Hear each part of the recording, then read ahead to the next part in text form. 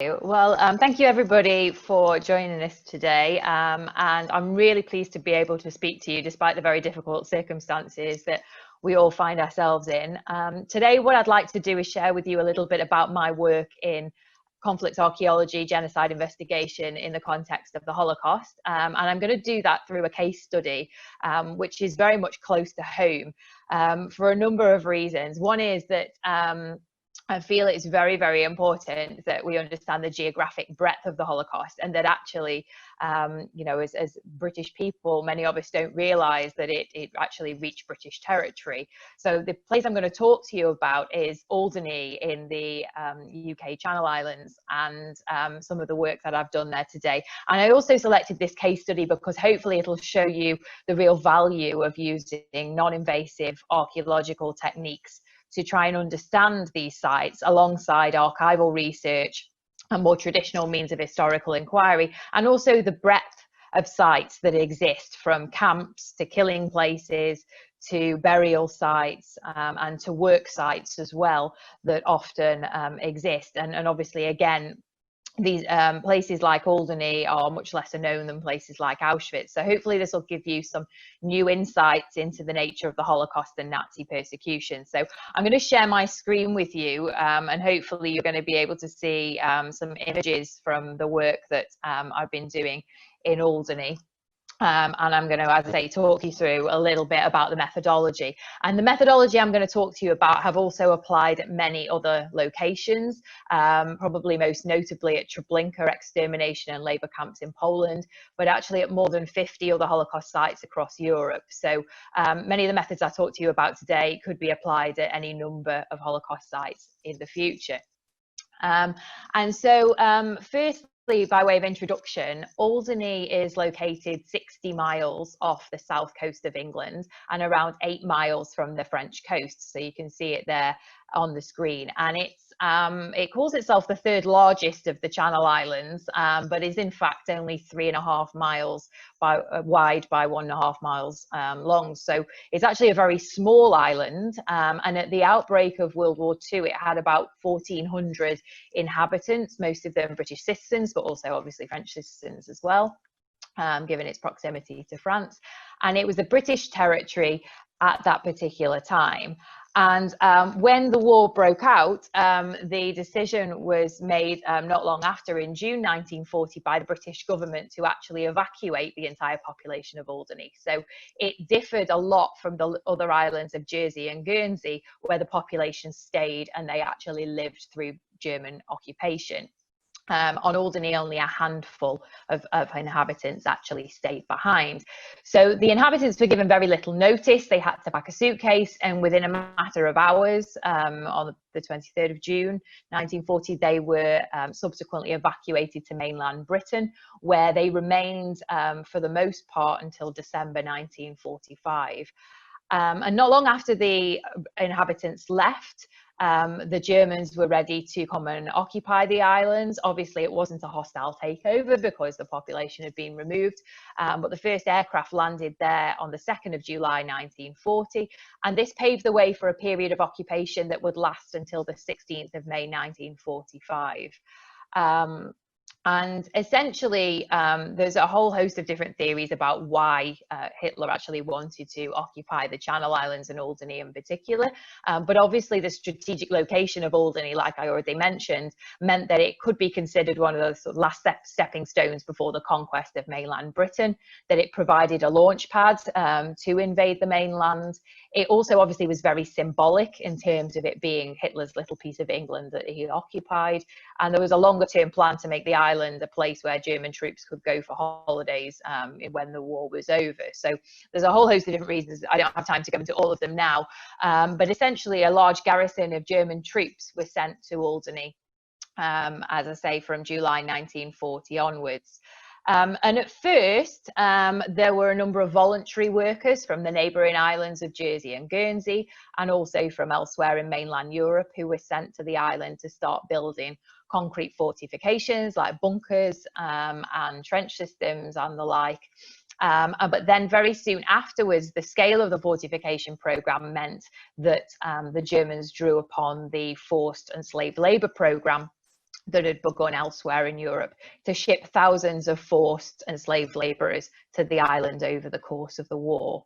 And I'll say a little bit more about where the people came from as we move through with some examples.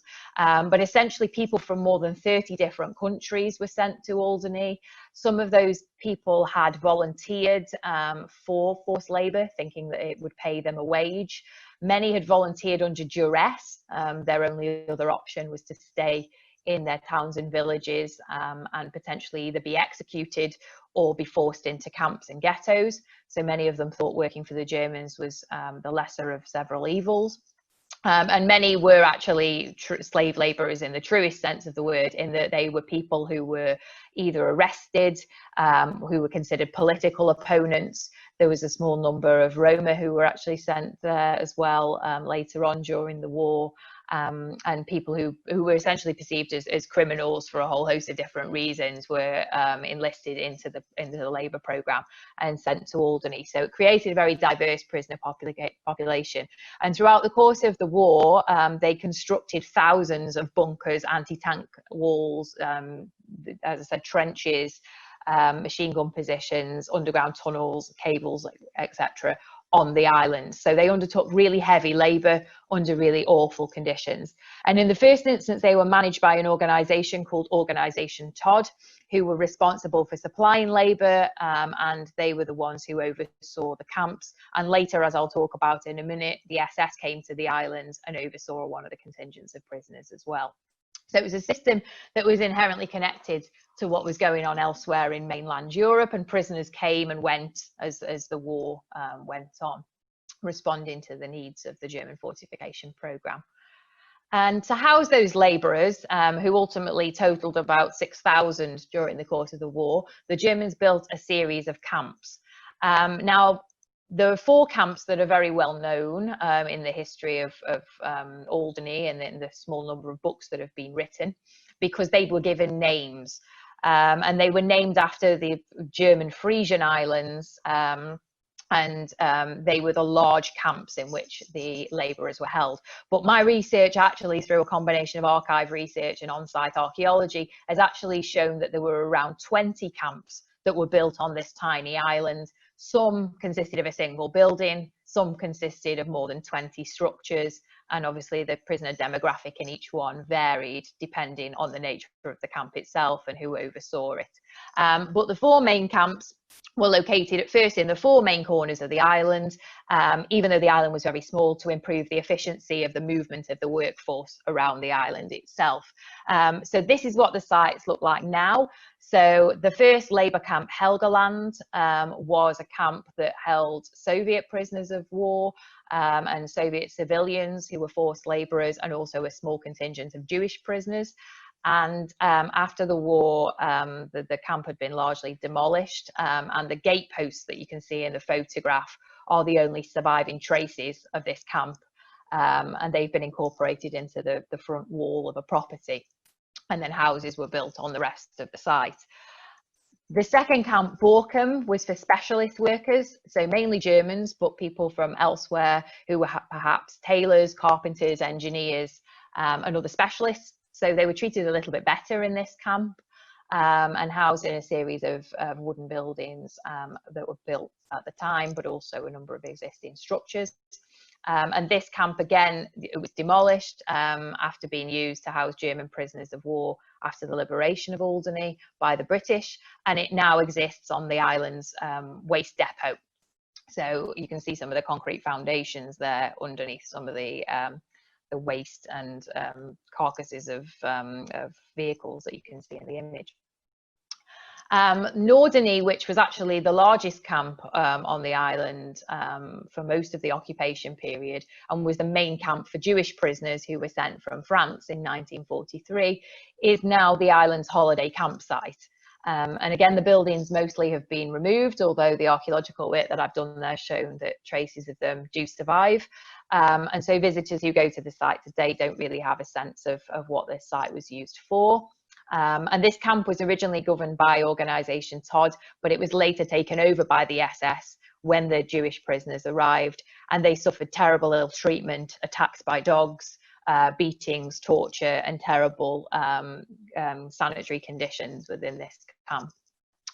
And then the final camp, which is actually the main one I'm going to talk to you about today in terms of the archaeology, was a labour camp that then became SS concentration camp Sylt after March 1943. And this camp I'll say a lot more about shortly, but again, it housed a diverse range of prisoners from various different nations throughout the war. And it grew in line with the changes that happened administratively. So it eventually became a very large camp with more than 20 buildings and gate posts and compounds for prisoners, as we'll see shortly.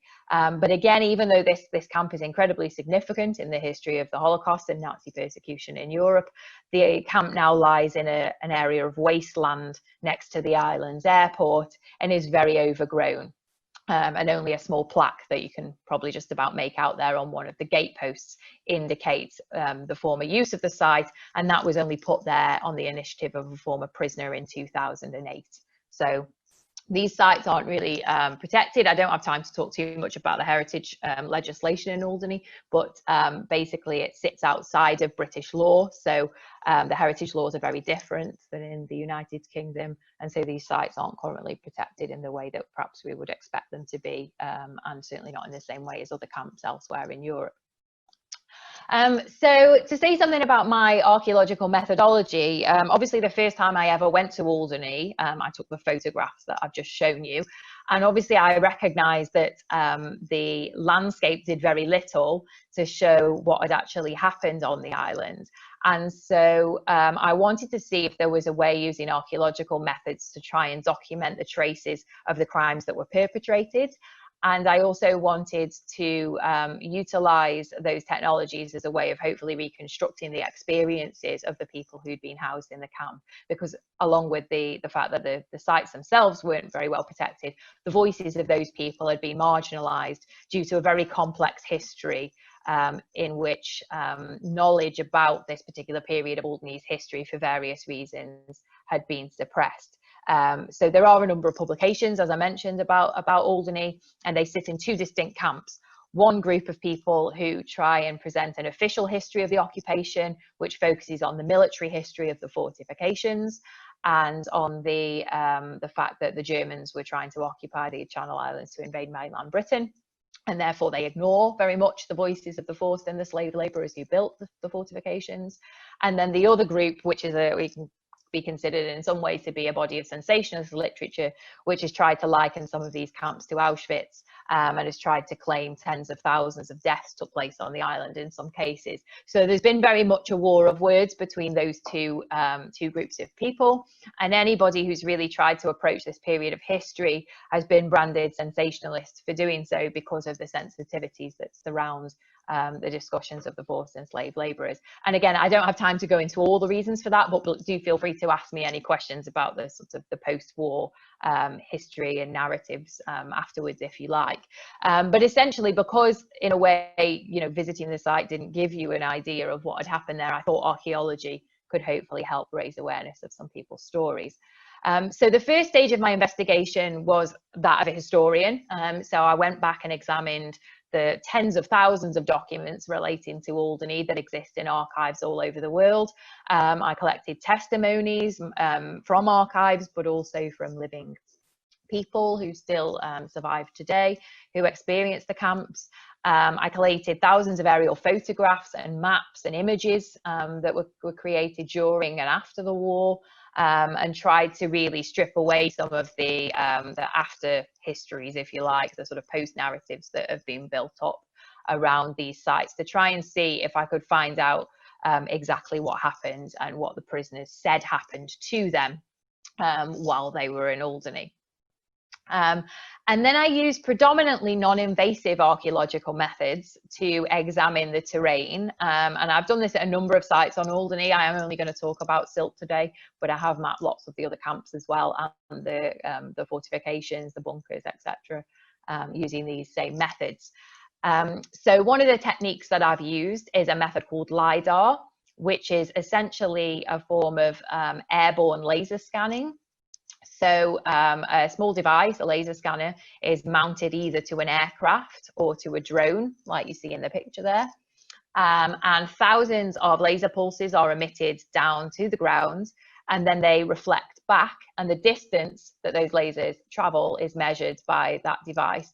And what that basically does is creates a digital terrain model of the landscape beneath from the air. And the advantage that that has is that it shows subtle depressions in the ground that either may indicate the presence of remains on the surface, or very shallow foundations, for example, buildings that might have become covered with a thin layer of earth or vegetation. So in the sites in Alderney where they were really overgrown, this method was really important because you can actually strip away the vegetation, and you're left with the model like the one that's shown on the image there, which when you zoom in shows lots and lots of building foundations and depressions, as I'll show you in a minute, that you can't simply see with the naked eye. And then these same devices take hundreds and hundreds of photographs, and they also stitch them together as well. So you get a sort of a high definition equivalent of Google Earth, if you like, of a very localized area. So again, this helps us see things from the air and compare them to aerial photographs taken during the war as well. And then on the ground, I use lots of different mapping methods. Some of these you might have seen people use them to map roads and things. But basically, these methods use GPS and distance measurements to create plans, digital plans of the features that I see on the ground. So if I see a concrete foundation, I'd take the points on the four corners of that foundation, and it would give me a plan drawing, a digital plan drawing. Again, I could compare to aerial photographs and maps and plans from the time. So I'm building up layer upon layer of digital information. And then moving beneath the ground, I use a wide range of geophysical technologies to look for what we call anomalies beneath the ground that might indicate the presence of buried remains. So these methods, there's lots of different methods. They use different types of signal and different types of devices to record them. But basically, they're all looking for differences between the natural geology and anything else that might be buried beneath the ground. So they can be very useful for detecting things like building foundations or the presence of graves. And some of these methods give you a 3D view. So they're not like an X-ray exactly, and they require very detailed interpretation. But if you can compare them again to aerial images and maps, you can start to hopefully identify the types of signals and whether or not you might be looking at building foundations or other types of buried structures. So they can be very, very useful, particularly as it was the case in Alderney and at many other Holocaust and Nazi persecution sites where excavation is not permitted, because they enable you to look beneath the ground without disturbing it. So that's why I've used them at many, many different places. And in Alderney, I've asked for permission to excavate on many occasions, but the local authorities have never permitted it. So these non-invasive technologies have been really important in helping me access physical evidence that otherwise would be totally inaccessible to researchers. And so what did we find? Well, I'm going to give you, again, a very brief summary to leave plenty of time for questions. But essentially, the archaeological works enabled us to map what the camps were like at different periods of their operations, and enabled us, therefore, to compare that with lots of historical and archived material and find out really what the architecture could tell us about the experiences. And that's very much my approach. I'm looking at buildings not as concrete foundations, not as you know, as simple structures, but as the places where the internees in these camps experienced terrible atrocities, experienced horrible living conditions most of the time, and where the decisions about how these camps were built really influenced people's daily lives. And I'll say some more about that shortly. So essentially, first of all, Silt was a labour camp, as I mentioned, and so the archaeological works enabled us to map what the camp looked like when it opened in August 1942. And it consisted then of only 5 buildings, which later were retained and incorporated into the larger camp, and about 200 inmates from Spain, Russia, Ukraine, Poland, Germany and France were housed in this camp in this early period. And as I said, it was overseen by Organisation Todd and a number of their personnel, but also prisoner guards as well, who were responsible for guarding the prisoners. And at this stage, security in the camp was fairly lax. There was a small fence, but there were instances where people were able to get out and go and try and scavenge food on the nearby coast. But that said, the actual camp itself was still very much feared by the prisoners. And by the end of September 1942, it had actually expanded to include 13 buildings. So long before the SS arrived on the island, it already expanded. So it might have housed, as many as of up to 1,000 prisoners at this point. And it's estimated that a fifth of the inmates in the camp during this first phase died. And everybody, according to former inmates, was afraid of this camp, even at this stage, even when supposedly, according to the history books, it was only a forced labour camp. And the reason for that was the brutal treatment that the inmates received. So they were living in these very flimsy barracks in a very exposed area of land where the wind often blew through the buildings, even blew some of the buildings down on occasions, and where they didn't get very good food, where there was nowhere to escape to. Even if they escaped the camp, then they would run into minefields, they would run into the coast, and they could try to swim to France, but the currents would make that impossible. So they had nowhere to go, and because there was no local population to exchange goods with or engage in black market activities, people really were trapped in these camps on Alderney, not just Sylt. But this particular camp, the guards were very brutal, even in this early stage. And so the archaeology actually here told us something when we started to look at the aerial photographs that we didn't know, because most of the testimony said that this was a very small camp in this early period, but actually the aerial photographs showed that it was expanded long before the SS actually arrived. And this is an example of the LiDAR data that I mentioned earlier, and it shows that a number of those buildings relating to the original camp actually do still survive. They're marked there in the bottom of the image. Their foundations survive, and a lot of their infrastructure. So it's been possible to, for the first time, produce a map of this early stage of the camp's operations. And then in March 1943, something really important happens, and the SS come to Alderney. And they came with a group called SS Bow Brigade 1, which was actually formed in the September of 1942. And these construction brigades were made basically of forced and slave labourers who had to clear rubble in bombed German cities at first. So they were clearance crews. But then they very quickly changed into construction brigades. And as the quote from Himmler says here, they started to build new fortifications. So that's how they got sent to Alderney to contribute to the construction of bunkers and what was by that point the Atlantic Wall. So this huge series of fortifications that spanned from the French coast of Spain all the way up into Norway. So Alderney geographically came under that. And the SS Construction Brigade was overseen by the camp commandant, known as Maximilian List, and his deputy, Kurt Klebeck. And both of these men belonged to the SS Death's Head Brigade. And the Death's Head unit were responsible for overseeing all of the SS concentration camps in mainland Europe. And in fact, Sylt, when it was taken over by the SS, became a subcamp of Neuengamme in Germany. So there was prisoner exchanges, and responsibility administratively for this camp fell to Neuengamme. So Alderney was an inherent part of the SS concentration camp system. And although there were lots of localized changes based on the administration, many of the traits of camps such as Dachau, that you might be familiar with, and Neuengamme, and many of the other concentration camps filtered down onto Alderney, because the people who were overseeing this camp and who were responsible for guarding the prisoners had been trained to manage concentration camps in the same way. And many were very hardened SS men who were known for their brutality towards prisoners.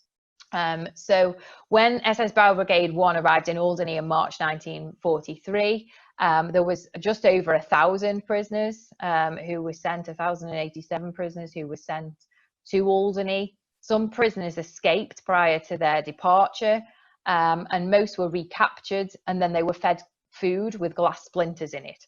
So I think that shows you something about the nature of the SS guards who were overseeing these inmates. So even by the time they arrived on Alderney, they'd already suffered ill treatment for many months, in many cases at the hands of their overseers. And these prisoners actually had in fact spent years in many cases in camps from all over Europe. So they'd been held in Dachau and a number of different prisons, as well as camps elsewhere, as you can see on the slide here.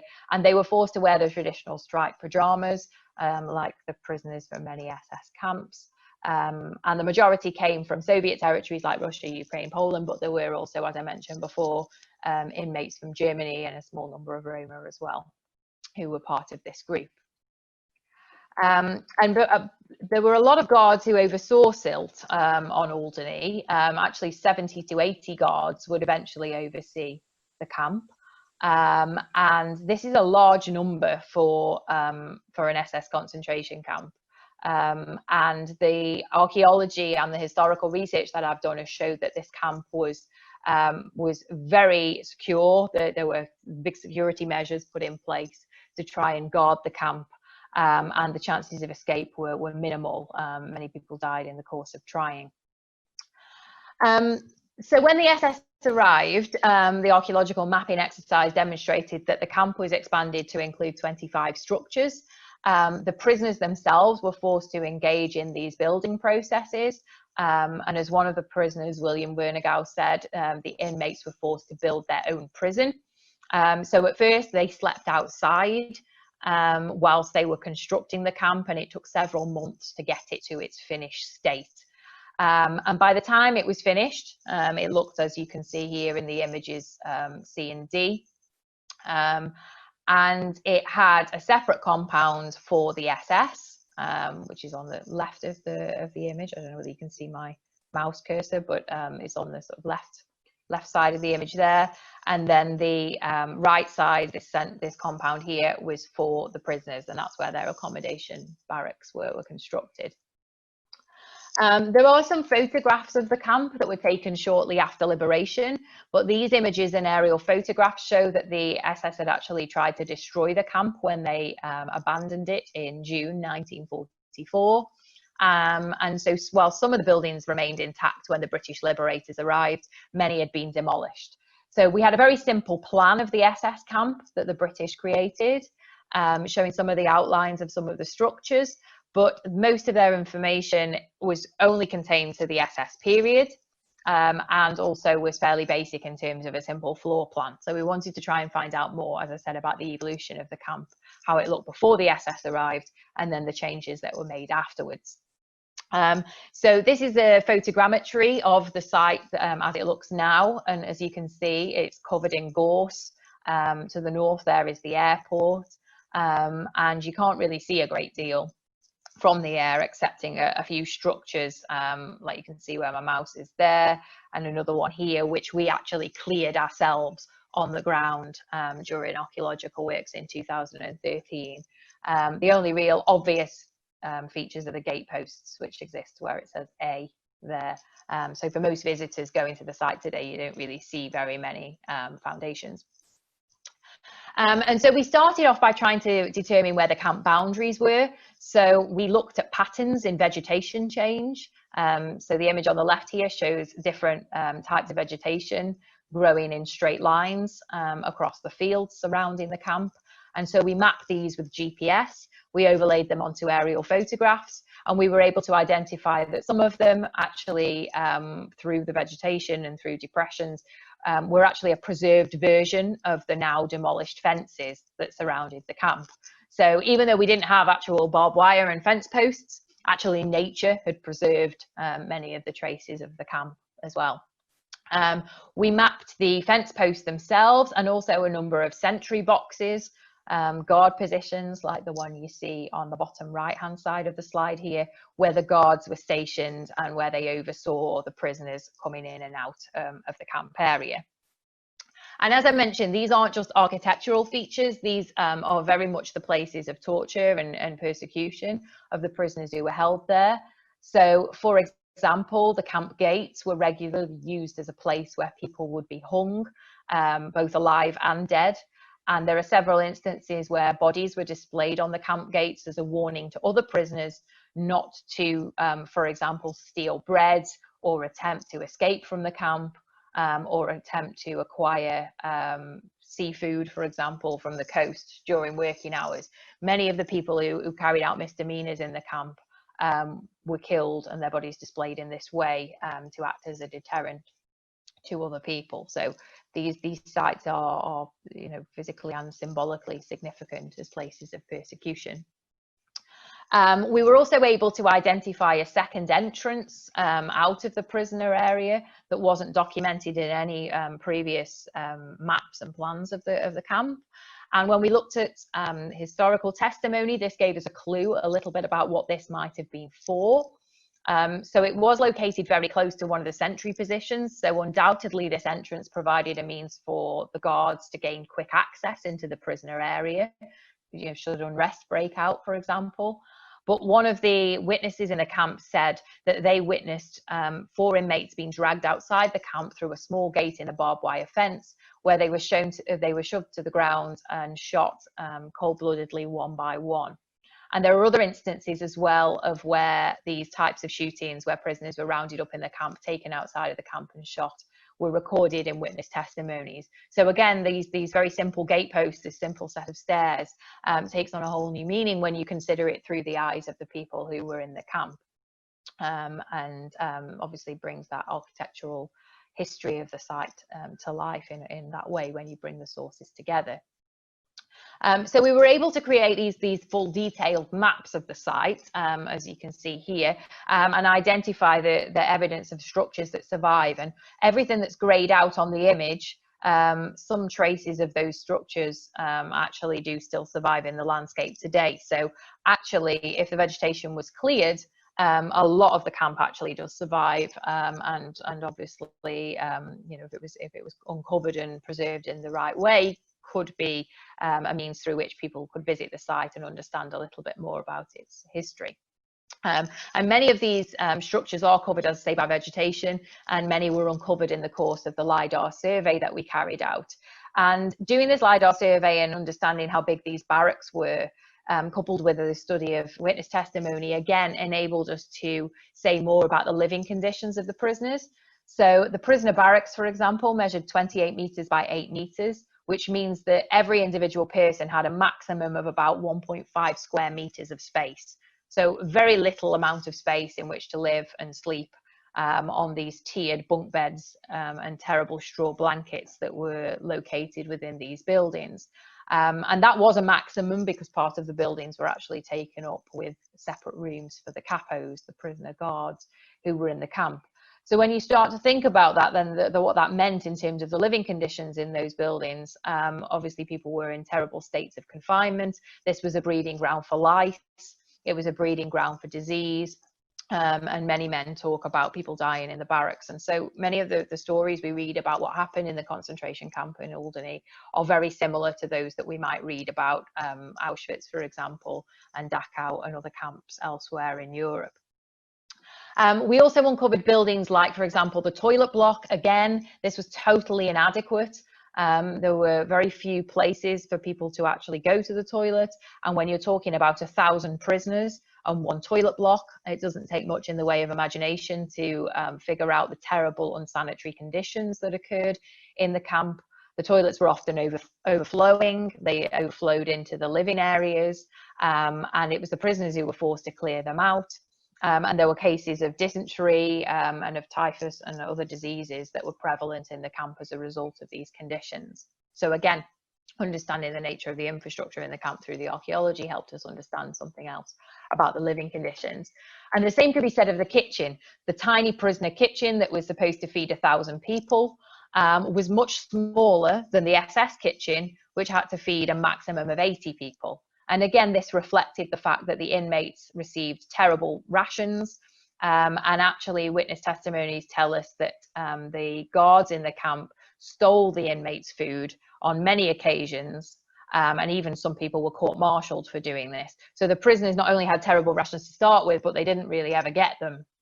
And so again, the kitchen takes on a special place of meaning as somewhere where people fought desperately to get food and where they were deprived of it.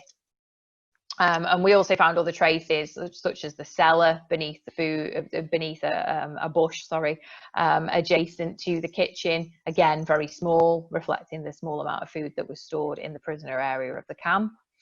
And we also found the stable block, which was inside the prisoner area, which I think is fair to say was actually better equipped than the prisoner barracks. So the animals in the camp were treated better than the inmates. And obviously, needless to say, in the SS area, the story was different. So the buildings in this area were much better constructed, usually from concrete or from stone. And there were larger storage areas. There were larger places for the SS to relax. There was a shop, a barber's shop, a canteen, a place that distilled alcohol. And many of the buildings in this area were dug into the ground to protect them from those high winds that I mentioned. So efforts were made to provide much more comfortable living accommodation for the guards. And one oddity about the camp that we explored in the course of the archaeological works was the bathhouse and an associated subterranean room, or an underground room, and a tunnel that led underneath the camp boundary out onto a terrace that housed the house of the camp commandant. Now, I mentioned before that this camp was really secure, that there were high fences, that there were guards, that there were dogs, that there was a large number of guards proportionally to other camps in Europe. But then this is a weak spot. So this is a tunnel that connects the commandant's house to the prisoner area of the camp. And even though there was a door on the tunnel, obviously there was still a risk that people could actually move, the prisoners themselves could move through into the area where the commandant was living. And we still don't know exactly why this was built. There are many, many theories about it. Some say that the earlier camp commandant brought female prisoners from the camp into his house and used them as prostitutes.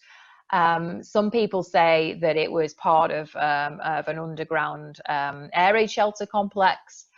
Others that it enabled the commandant quick access into the camp for an unknown number of reasons. But essentially, we mapped this underground structure and we found a handprint in the concrete, most likely belonging to one of the prisoners who were responsible for building the underground room.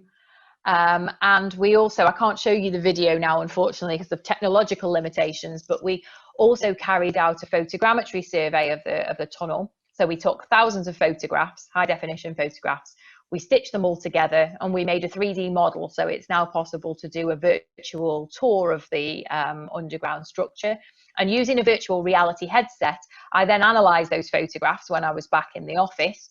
And that enabled me to essentially get up to heights that physically I couldn't get up to, even with a ladder in the field. And it enabled me to start looking at the walls, to look for the impressions like handprints, like writing on the walls, and also other installations. And this showed that there was installed lighting along the tunnel, suggesting that the tunnel was used reasonably frequently. And it also showed fixtures and fittings consistent with the bathhouse and a furnace underneath. So it's enabled us to say more about the architecture of the camp, and it's enabled us to map the physical structures. Unfortunately, in the absence of more historical sources, it's not possible to say exactly why the commandant would have had this tunnel built. But it is a very interesting oddity about a camp that was otherwise very heavily protected. So hopefully what this has shown is that an abundance of evidence from this camp does survive. And because this topic remains controversial, because there are many debates about what should happen to this site in the future, hopefully these digital records will help demonstrate to those who make the decisions about how the site should be treated in the future that lots of evidence does still exist, that there is a lot there to see, and that the architecture can shed new light on the experiences of the prisoners that historical testimony alone cannot. As I mentioned, unfortunately, we haven't been able to excavate, which means we haven't found much in the way of individual objects belonging to the prisoners, which of course would tell us another story. But hopefully by demonstrating through the non-invasive technology that a lot of the camp survives, one day further works on the terrain might be allowed. And I just want to end with a couple of stories actually about some of the prisoners who were kept in the camp and that I was able to find out more about in the course of the research. To give you a sense of the experiences that these people had, and to say something about missing persons. So one of the inmates who came with the SS Bau Brigade in March 1943 was a gentleman called Volodymyr Zayats, and he was a Ukrainian citizen who was an electrician by training. And he was actually arrested and sent to Dachau concentration camp in Germany in July 1942. And he was classed as a protective custody prisoner, so he was seen as a so-called enemy of the Third Reich. And in December 1942, he was then transferred to Neuengamme concentration camp near Hamburg. And at this time, both of these camps, Dachau and Neuengamme, were notorious places to be. The inmates suffered terrible ill treatment. There were executions carried out, and the living conditions and working conditions there were terrible. But Volodymyr survived those periods of incarceration in those camps. He was then sent to Alderney on either the 3rd or the 5th of March in 1943, and he died just 4 weeks after his arrival. And he was reportedly shot trying to escape by the SS overseers. And it's not known whether he really was trying to escape because the camp was so bad that he felt he needed to, or whether he thought he'd use the opportunity of being somewhere new to escape. Or also likely is that shot trying to escape was actually just something that the SS put on his death certificate, because they often encouraged prisoners, they often goaded prisoners into trying to escape. They opened the gates, they threw bread so that they stepped over a certain line, and then they shot them, and then they claimed that they'd done so lawfully. So we don't really know the circumstances around his death exactly, but either way, he obviously didn't survive on Alderney very long. And he's one of many prisoners who have no known grave on Alderney, who's certainly died because he has a death certificate, but we don't know where he's buried. And another aspect of my research has been to document the names of those individuals who are known to have died and who don't have a marked grave, and also to document the instances of unlawful killing that probably mean there are a large number of other missing persons. And so up to now, my research has suggested that there could be between 250 and up to an infinite number of missing persons on Alderney who don't have a grave and who aren't currently included in the official death toll. And I have done some work as well mapping the burial sites, the known burial sites, and purported mass graves on the island as well. That's shown that at least 80 people who are members of the SS Bau Brigade are missing and don't have a grave. But as I said, there are also a large number of organisation top prisoners who are missing as well. So my work is very much a combination of historical archival research, a geographical and spatial approach to the history of the Holocaust and Nazi persecution, field archaeology, obviously drawing on the latest technologies, and then also missing persons research as well to try and bring back the names of those people who went missing. And I'll finish with this, which is actually some of the marks that I recorded in the concrete fortifications built by the forced and slave labourers, where those labourers had actually etched their names into the wet concrete as a way of trying to leave a trace of their existence on the island. And through using the International Tracing Service archives and other archives, I've actually been able to find out something further about some of these individuals, about what happened to them whilst they were on Alderney, and for those who survived, where they went to next. And the contingent of SS prisoners who survived in Sylt in June 1944 was sent on a harrowing 6-week journey across Europe, where they were eventually sent to another camp and forced to work in an underground mine. And many of them died in the course of that journey, leaving Alderney in terrible conditions, many at the same hands as the SS overseers who'd guarded them on Alderney as well. Some were fortunate enough to have survived the war, but like with many people, particularly from the Soviet Union, found themselves then in the Gulag system when they returned back to the Soviet Union. So a lot of my work is also about looking at the history of individuals who were sent to Alderney before, and where they were in the camps before they arrived, and also then what happened to them afterwards. And I'm working on various projects at the moment, but I've just submitted a book a couple of weeks ago about my work in Alderney, which documents many of these prisoner stories as well as the archaeology, with the hope of preserving the sites and the memory of those people by way of record, hopefully changing the perceptions of the official history on Alderney and showing that the Holocaust and Nazi persecution did take place on British territory, and that it was very diverse, and a number of sites still exist that are connected to it. And for those of you who are interested in learning more, I also made a documentary called Adolphe Islands, which is regularly aired on the Smithsonian Channel, it seems every few days, which you can get on Freeview. And that documents some of the field work that we did in 2017, including the detailed survey of silt that I've just talked to you about. So I'm very sorry that I don't have more time to talk about all of the work in as much detail as I would like to, but I'd like to leave some time for questions now. And as I say, if you've got any questions, please do ask them now. And also my contact details are there on the slide. Should you like to know any more about any of the other sites we've surveyed on Alderney and any of the other work that we've done at any other Holocaust sites across Europe as well. So thank you very much for your attention.